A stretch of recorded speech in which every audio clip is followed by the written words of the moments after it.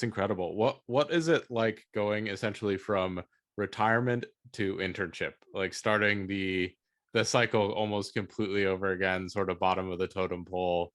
Um eh, I have to imagine if that were me, I would feel, maybe because I'm like a little bit messed up in the head, I would probably love that. Like one of the reasons I've loved been, I mentioned the jujitsu training. I've loved that is that I'm like a white belt, right? I've come in, there's so much ground in front of me to learn. Like I'm just gobbling up all the information. Like when is the last time I looked at something and I felt like there is so much room for me to grow? I can't remember the last time it's felt like that. But Yeah. what was your experience like? I mean, did you like RPGs, role Like playing? role playing games? Yeah, yeah, Yeah. enjoy them. So I don't play video games anymore because I find it's obsessive for me. But yeah, I used to love Final Fantasy, like the first couple when they came out on the Nintendo, and then I never had a Super Nintendo, but the first handful, and then the first couple that were on the PlayStation. Then after that, I kind of quit playing video games. But the most fun thing for me was when you would get all the way through the game and you would build up all these skills and all this gear and magic spells, and your guys would level up, and sometimes they'd look more bulked up at the end of the game. But the most fun was then you beat the game and you get to start over, and you're at level 1, and you're fighting with like a little knife, and you're duking it out with like goblins or something, whereas you were just fighting like a nuclear warhead wielding monster. um that to me, that's the attraction there. It's like, oh, you mean I only get to concentrate on one thing? I just have to do this, lead hand punch over and over again until I'm amazing at it. And you don't expect me to do 50 things all at once. But there's beauty in that simplicity. And I think that's the attractiveness. Yeah. So I loved it. It actually wound up being a bit overwhelming at a point.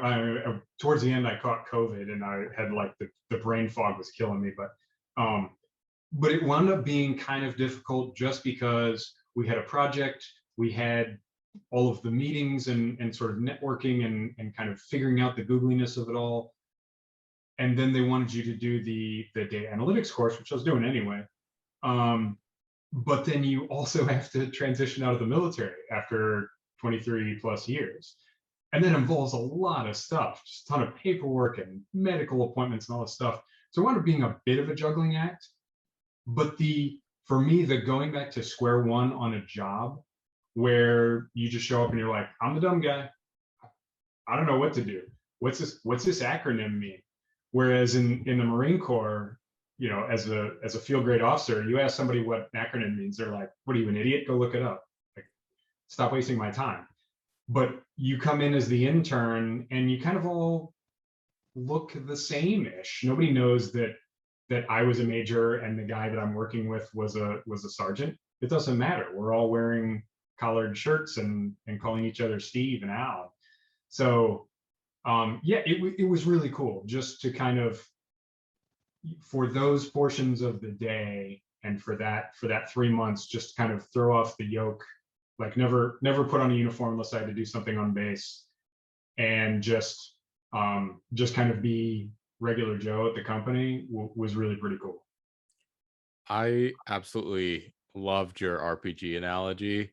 That's I something was that afraid at first you were going to think I was talking about a rocket propelled grenade, which no, those aren't which I cool. would make sense based on your interest in military Yeah. weapons. But um, to me, that actually unlocks something in my brain that like a structural concept that I'd never thought of before.